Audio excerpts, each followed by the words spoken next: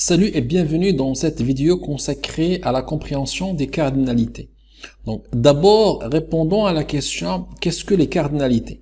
Donc, le terme cardinalité dans le modèle conceptuel des données ou dans le formalisme entité-relation traduit la participation des occurrences d'une entité. Alors, dans une relation. Donc, avant de continuer l'explication de la cardinalité, répondons à la question, qu'est-ce qu'une occurrence? Alors, qu'est-ce qu'une occurrence? Donc, une occurrence d'une entité est un cas ou un exemple d'une entité dans le cas réel. Donc, par exemple, prenons l'entité client et voici trois exemples d'occurrence.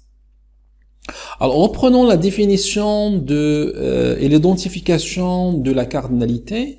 Donc, la cardinalité exprime le nombre de fois de participation d'une occurrence d'une entité dans une relation ou association.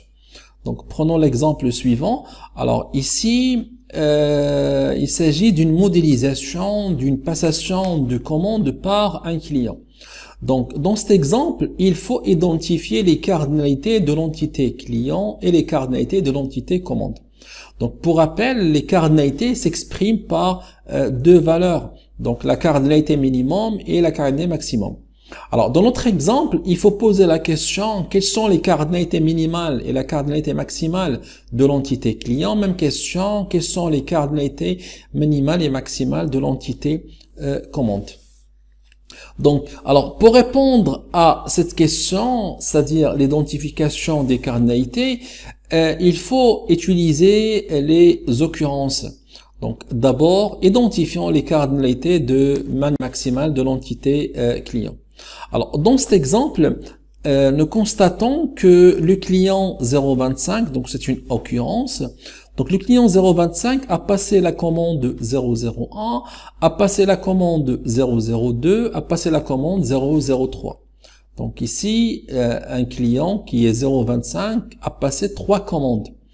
Le client 030 a passé une commande 004.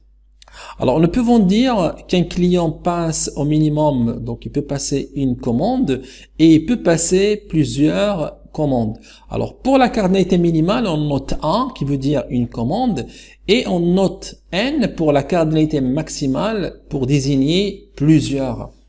Donc, ainsi, nous identifions les cardinalités minimales et maximales de l'entité client. Donc, comme vous le constatez, donc un client passe une ou plusieurs commandes, ce qui est traduit par 1,n. Alors maintenant, nous allons identifier les cardinalités minimales et maximales de l'entité commande. Donc toujours, pour identifier les cardinalités, il faut utiliser les occurrences. Donc soit notre exemple des occurrences. Alors ici, la commande de 01, donc 001 est passée par le client 025. La commande 002 est passée par le client 025 et la commande 003 est passée par le client 025.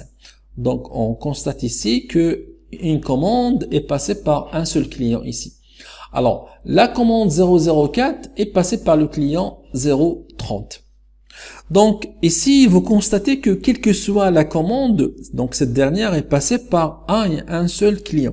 Donc, on ne peut pas trouver une commande qui est passée par plusieurs clients.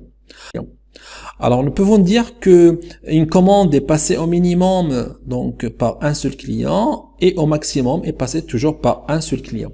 Donc, pour la cardinalité minimale, donc pour l'entité commande, on note 1 et pour la cardinalité maximale pour l'entité commande, on note 1. Donc voilà, en ce qui concerne les cardinalités, donc minimales et maximales des deux entités clients et commande. Et comme vous le constatez, c'est que les occurrences nous permettent de bien identifier ces cardinalités. Alors maintenant, nous allons poser la question, est-ce que la cardinalité minimale peut être 0? Donc oui, la cardinalité minimale peut être 0. Alors si c'est le cas, cela veut dire que l'entité donc existe mais ne participe pas à la relation. Alors, pour comprendre, nous allons donc avoir cet exemple. Donc, nous avons l'entité produit, l'entité commande, et vous remarquez que à côté de l'entité produit, il y a la cardinalité 0,n. Donc, le minimum c'est 0 et le maximum c'est n. Alors, cela veut dire 0 que le produit peut ne pas être commandé, et n veut dire que le produit peut être commandé dans plusieurs commande. Alors pour la commande 1,n, cela veut dire qu'une commande doit avoir un produit et n veut dire qu'une commande peut avoir plusieurs produits. Alors maintenant la question c'est que pourquoi la cardinalité 0 donc minimale et 0 de l'entité produit, donc pourquoi? Nous allons essayer de répondre à cette question. Alors pour répondre, il faut aussi faire appel aux occurrences. Alors, vous constatez que le produit P021 donc est commandé dans la commande 001 et commandé dans la commande 002. Le produit P021 commandé dans la commande 003.